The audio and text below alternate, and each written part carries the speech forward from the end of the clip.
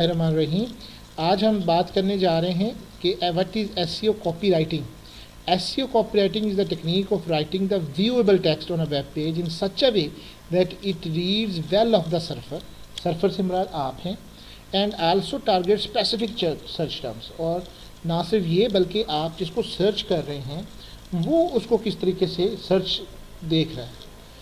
Its purpose is to rank highly in the search engine for the targeted search items. As well as the viewable text, SEO copywriting usually optimizes other on-page element of the targeted search items. वो आपको ये भी देखता है कि इसके अलावा आप कितने सर्च आइटम्स को देख रहे हैं। These include, अब ये सबसे इंपॉर्टेंट है, आप जिसको सबसे ज़्यादा इग्नोर करते हैं वो है टाइटल।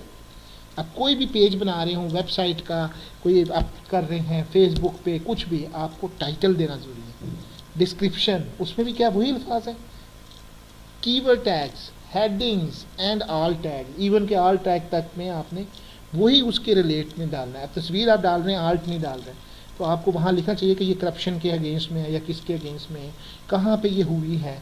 आप देखते हैं फेसबुक के ऊपर वो आपको कहता है जी टैग करें, टैग करें, कहता है कि नहीं कहता, ताकि आपके वो सारे दोस्त हैं उनको भी पता चल जाता है कि ये इसको टैग हुआ है।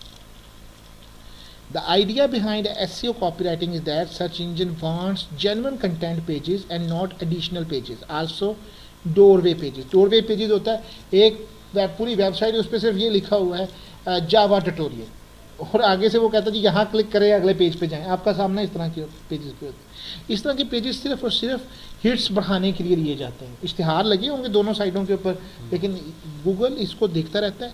They are created for the sole purpose of achieving high ranking, लेकिन उसमें लिखा कुछ भी नहीं होता, तो गूगल इस तरह के सारे बैन कर देता है और इसको तलाश करता रहता है, और फिर इस तरह के डोरवेज पेजेस बनाने वाली साइट को भी बैन कर देता है। तो आपके ज़हन में सबसे पहले अपनी एसईओ कॉपीराइटिंग बनाते हुए 4 चीज़ों का ध्यान बहुत ज़्यादा इंपॉर्टेंट रखेंगे। टाइटल ज़रूर देना, डिस्क्रिप्शन बहुत सही लिखें, कीवर्ड्स ढूंढें टैग के अंदर, फिर हेडिंग्स एंड ऑल टैग्स के ऊपर भी वर्क करें।